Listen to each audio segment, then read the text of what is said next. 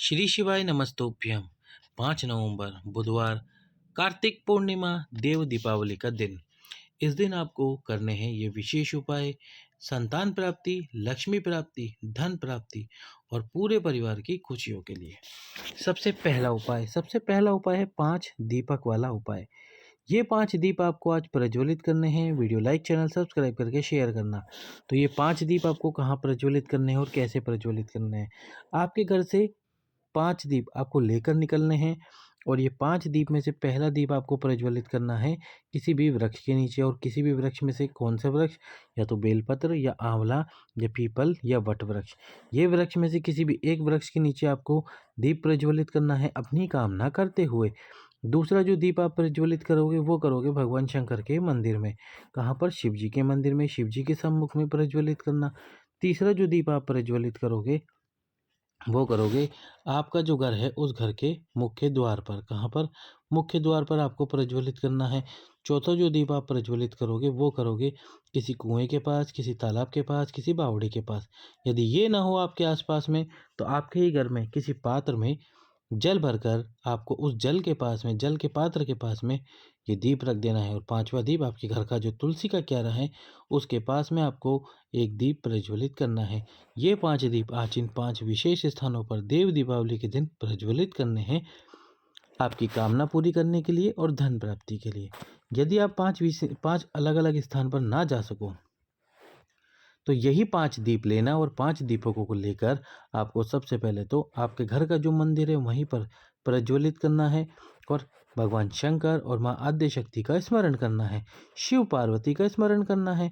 और उसके बाद में आपको ये दीप वहाँ थोड़ी देर रखे रहने के बाद में 10 सेकंड, 5 सेकंड प्रज्वलित करके 1 मिनट तक वहाँ दीप रखकर इन दीपों को उठाकर लाकर आपके घर का जो मुख्य द्वार है उस मुख्य द्वार पर रख देना। तो इस प्रकार से आपको ये दीप प्रज्वलित करने हैं 5 विशेष स्थानों पर। और आज देव दीपावली के दिन इन 5 दीपकों को प्रज्वलित करें।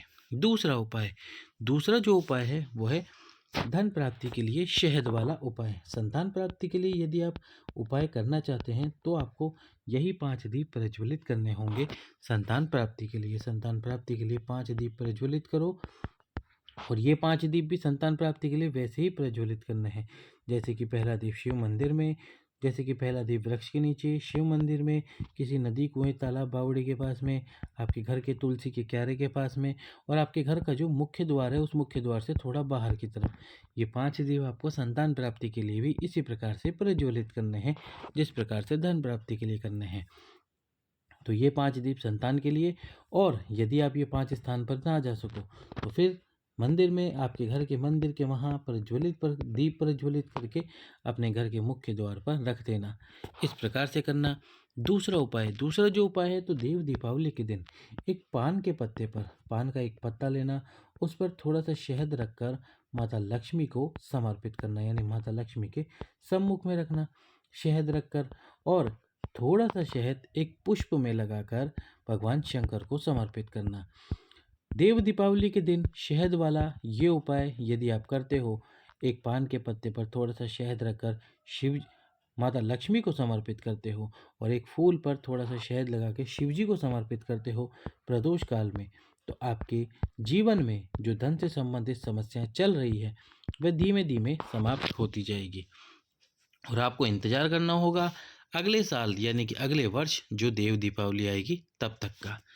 अगला जो उपाय है वो है 7 पुष्पों वाला उपाय। ये 7 पुष्पों वाला उपाय गुरुजी ने पिछले वर्ष की कथा में बताया था। 7 पुष्प आपको आपके रसोई में, आपके किचन में रखने हैं और इन 7 पुष्पों को रखकर इन पे थोड़ा थोड़ा शहद लगाना और शहद लगाकर इनकी पूजन अर्चना करना है। पूजन अर्चना करो और पूजन अर्चना करने के बाद में पूजन अर्चना कैसे करनी है, जैसे आप कुमकुम, हल्दी, रोली ये समर्पित करते हो वैसे ही आपको ये हल्दी कुमकुम लगानी है पुष्पों पर। और 7 पुष्पों के लिए 7 दीप प्रज्वलित करने हैं उन्हीं पुष्पों के सामने और धन की कामना करनी है। और इसके बाद में जब ये दीप ठंडे हो जाए तब इन दीपों को किसी वृक्ष के नीचे और पुष्पों को भी किसी वृक्ष के नीचे रख देना। तो इस प्रकार से कार्तिक पूर्णिमा के दिन आपको करना है ये 7 पुष्पों वाला उपाय। अब अंतिम उपाय जो कार्तिक पूर्णिमा के दिन करना है आपको, एक कलश में जल भरकर उसमें एक कमलगट्टा डालकर 5 बेलपत्र डालकर चंद्रमौली महादेव, कौन से महादेव? चंद्रमौली महादेव का नाम लेकर प्रदोष काल में भगवान शंकर के शिवलिंग पे आपको ये जल समर्पित करना है। वो बेलपत्र भगवान शंकर के शिवलिंग पे समर्पित करना। जल समर्पित करने के बाद यानी कि उस कलश में बेलपत्र डाल दोगे। जब आप जल समर्पित कर दोगे, कुछ बेलपत्र शिव जी पे समर्पित हो जाएंगे, कुछ कलश में रह जाएंगे। तो जो बचे हुए बेलपत्र हैं जो कलश में रह गए हो, वो शिव जी पे समर्पित करना चंद्रमौली महादेव का नाम लेते हुए। आपकी धन से संबंधित समस्या या जीवन की कोई ऐसी कामना जो पूर्ण ना हो रही हो, वह पूर्ण अवश्य ही होगी बाबा की कृपा से। तो कीजिए इन उपायों को आज कार्तिक पूर्णिमा के दिन। सभी भक्तों को श्री शिवाय नमस्तुभ्यम। हर हर महादेव।